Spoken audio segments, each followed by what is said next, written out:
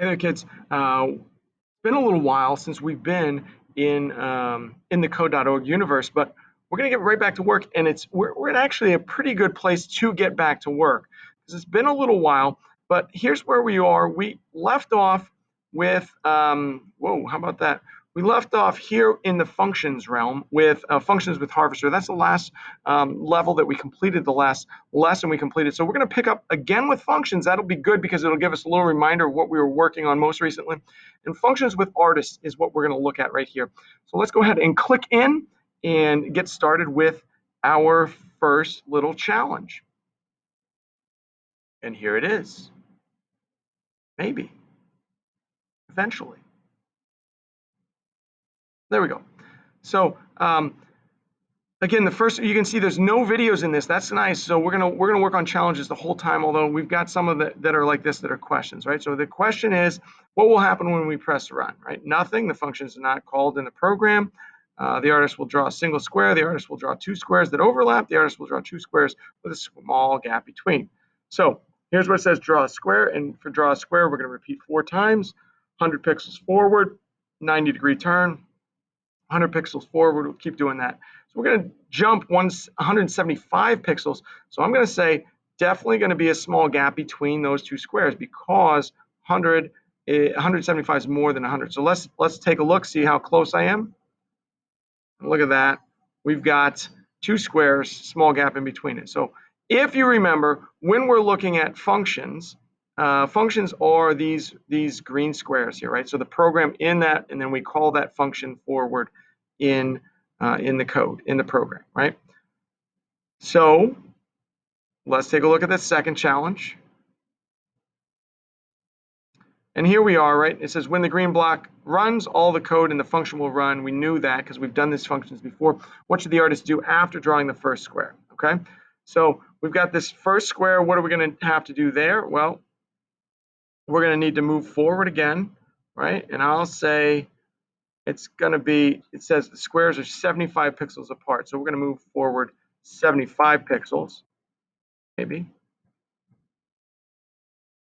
75 pixels. And then what should we do? Well, then we should draw another square, right? So let's run that and see how well we did.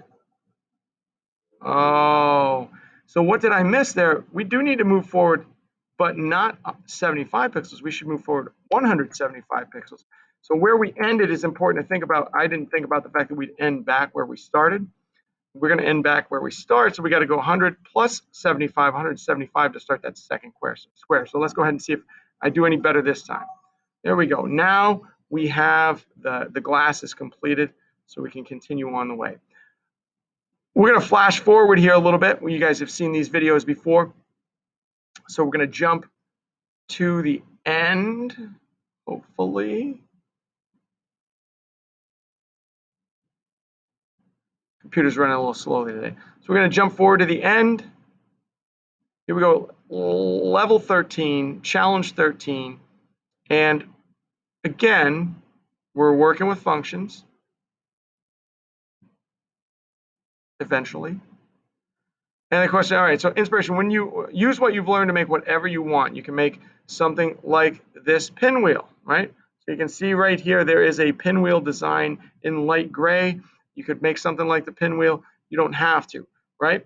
Again, you've got all these different code blocks. Let's do a jump to center position, right?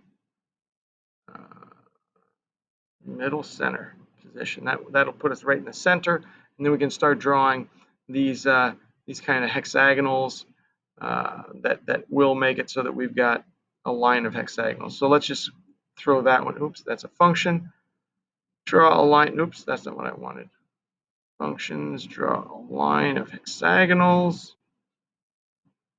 Let's get this one out of here. And then run that. Look at that. So there we go. We could make that into, obviously, we could loop that and turn, 60 degrees, and then we'd make that full pinwheel shape as well. Again, what you need to do is choose what you're doing. Once you've done that, and once you've drawn all the things you want to do, get to here. And again, I would tell you to keep playing rather than continue. So I'm going to click there so that I can take my screenshot that shows both the code that I wrote and the completed progress bar here. That's what we're looking for in your exit ticket: completed code and a completed progress bar, both of those two things in your screenshot.